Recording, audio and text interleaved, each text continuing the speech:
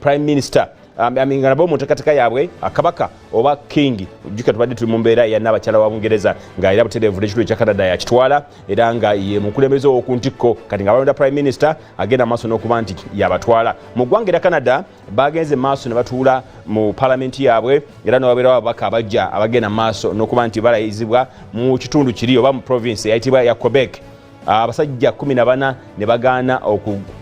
okulayira okuwa Kabaka oba okumukkiririzaamu mu nteekateeka zaabwe ez'emirimu so nga akalombolombo era kabadde mu mateeka mu ggwanga erya Canada tiwogenda mu maaso okulayira era olayira nti ojja kubeera muwulize eri Kabaka wa Bungereza naye ku mulundi guno yagenze maaso abasajja 11 ne bagaana era enteekateeka etandise okuba nti etiisa abantu nga bagamba nti oba oliawo eggwanga lino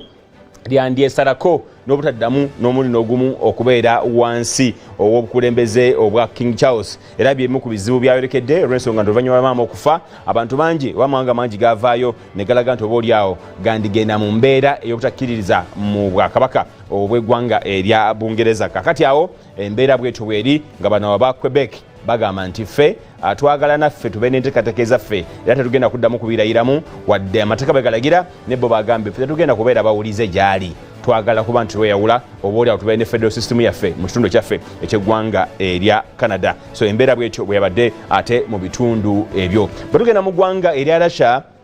olunaku olw'eggulo entiisa yeeyongedde ababadde